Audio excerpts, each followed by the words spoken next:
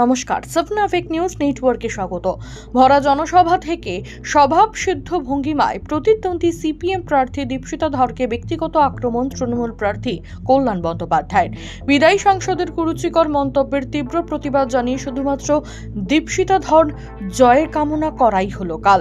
তৃণমূল কর্মীদের হাতে আক্রান্ত হলেন এক সিপিআইএম সমর্থক। ভাঙা হলো তার দোকান ঘর। ঘটনাকে কেন্দ্র করে তীব্র উত্তেজনা ছড়ালো নিশ্চিন্দা থানার অন্তর্গত দুর্গাপুর সমবায় পল্লী এলাকায়। সূত্রের খবর, গতকাল সন্ধ্যাবেলা বালি দুর্গাপুর অভয়নগর ১ নম্বর গ্রাম পঞ্চায়েত অফিসের উল্টো দিকে শ্রীরামপুর লোকসভা কেন্দ্রের তৃণমূল প্রার্থী কল্যাণ বন্দ্যোপাধ্যায়ের সমর্থনে জনসভার আয়োজন করেছিল তৃণমূল। ওই মঞ্চে বক্তব্য রাখার সময় কল্যাণ বন্দ্যোপাধ্যায় দীপশিতা ধরের নাম করে বেশ কিছু মন্তব্য করেন। আপত্তিকর সেই মন্তব্যের প্রতিবাদ জানিয়ে এলাকার বাসিন্দা কৌশিক দত্ত বলেছিলেন, এবার জিতবে দীপশিতা ধর। তৃণমূলের অনুষ্ঠান শেষ হতেই কৌশিক বাবুর বাড়িতে চড়াও হন তৃণমূলের কর্মীরা। মারধর করার পাশাপাশি ভেঙে ফেলা হয় তাদের দোকান ঘর। অভিযোগ, স্বামীকে বাঁচাতে গেলে স্ত্রী সন্ধ্যা দত্তকেও আক্রমণের হাতে পড়তে হয়। পরে অবশ্য ঘটনাস্থলে পঞ্চায়েতের প্রধান সোনালী চক্রবর্তী এসে পরিস্থিতি নিয়ন্ত্রণে আনেন। আমি বলেছিলাম দীপশিতা জিতবে, এইটাই বলেছিলাম, এটাই আমার ভুল। দীপশিতা জিতবে। কে ভাষণ দিচ্ছিল তখন? কল্যাণ বন্দ্যোপাধ্যায়। কল্যাণ কি দীপশিতা নিয়ে কিছু খারাপ কথা বলছিল? দীপশিতাকে নিয়ে খারাপ কিছু বলছিল? আমি বললাম উনি কিছু বলেননি, উনি বেরিয়ে গেছে। কোনো বিরোধী এখানে ঠাঁই পাবে না। আমি বলছি দীপশিতা জিতবে, এইটাই বলেছি।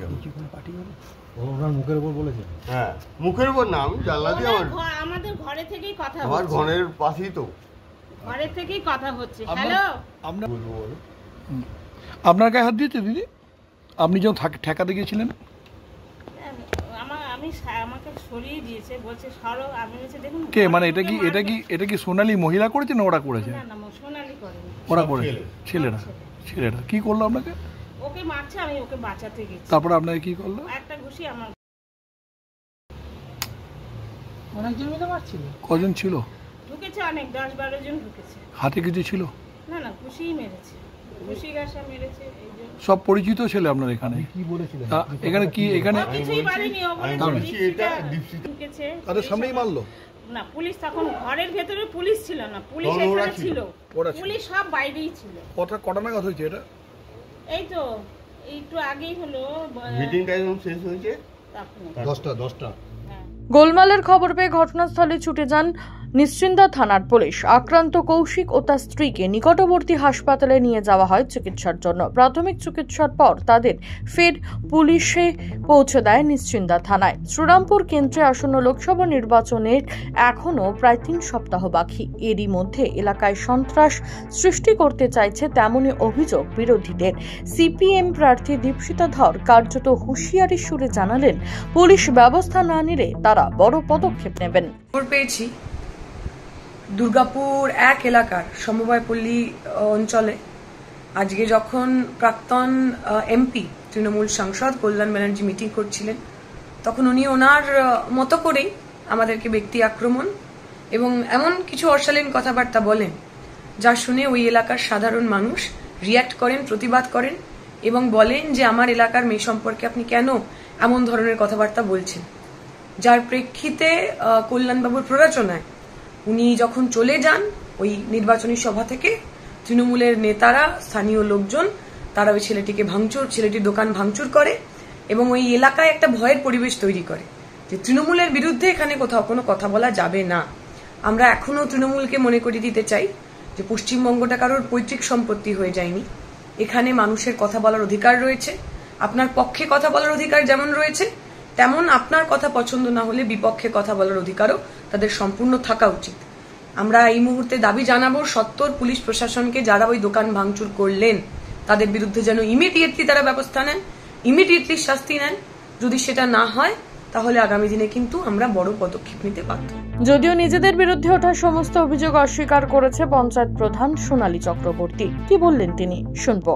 জানি না উনি কি বলেছেন, উনি তো পাশে আছেন। যখন এই প্রোগ্রাম চলছিল, যে কথাটা উনি বললেন ওটার সঙ্গে সঙ্গে খুব অকথ্য ভাষায় যিনি সাংসদ ক্যান্ডিডেট হয়েছেন আমাদের, খুব নোংরা ভাষায়, যেটা আমি এই ল্যাঙ্গুয়েজগুলো ইউজ করতে পারছি না, অকথ্য ভাষায় গালাগালি করেছেন। তো সেই মুহূর্তে একটা প্রোগ্রাম চলছে বলে কোথাও কিছু কোনো রকম ঝামেলা যাতে না হয়, কারণ যেটা করছে সেটা অন্যায় উনি করছিলেন, কোনো রকম ঝামেলা যাতে না হয় সেটাই আমি দেখে গেছি, এর বাইরে কিছু হয়নি। বাকি তো বাইরের ওদিকে আরও সিপিএমের ছেলেপুলেরা ছিল, কোথায় কী করেছে সেটা আমি বলতে পারবো না। বাড়ির মধ্যে যারা ঢুকেছিল মারধর করলো, এদের মধ্যে কি আপনার দলের কোনো কর্মী ছিল না? না না, তাহলে আপনি ওখানে কেন গেলেন তাহলে? আমি দেখেছি যে কিছু ঝামেলা হচ্ছে, আমি দাঁড়িয়ে সবকে বার করে দিয়েছি। ওই অন্ধকারের মধ্যে তো বুঝতে পারবো না কে আছে না কে ছিল না ছিল। না, যারা ছেলেরা ছিল তারা যদি অন্য আমার দলের পরিচিত হয়, তারা সেভাবে কি হয়নি। আপনার কথা শুনবে? আমার পরিচিত সেভাবে আমি কাউকে দেখতে পাইনি। শুনে সেখানে দাঁড়িয়ে যখন দেখছি একটা ঝামেলা হচ্ছে, আমি প্রশাসনিক দায়িত্বে থেকে আমার যেটা মনে হয় যে কোনো জায়গায় মনে হবে যে কোথাও কোনো ঝামেলা হলে আমরা সেটাকে মিটিয়ে দিই, সেই জন্যই সেটা দেবো। উল্লেখ্য, এই এলাকায় গত পঞ্চায়েত নির্বাচনে ভোটের দিন ও গণনার দিন ব্যাপক সন্ত্রাসের অভিযোগ উঠেছিল শাসক দল তৃণমূলের বিরুদ্ধে। এই অবস্থায় আগামী 2-3 সপ্তাহ প্রচার ও ভোটের দিন কতটা শান্তিপূর্ণ থাকবে নিশ্চিন্দা থানার এই সব এলাকা, তা নিয়ে প্রশ্ন তুলছে বামেরাই। রাজু ঝা, সাব নাবিক নিউজ, হাওড়া। সমস্ত খবরের আপডেট পেতে লাইক করে সাবস্ক্রাইব করুন সাব নাবিক নিউজ, সেই সঙ্গে বেল বাটন প্রেস করতে ভুলবেন না। আপনাদের একটা সাবস্ক্রিপশন আমাদের জন্য অত্যন্ত মূল্যবান। জয় হিন্দ।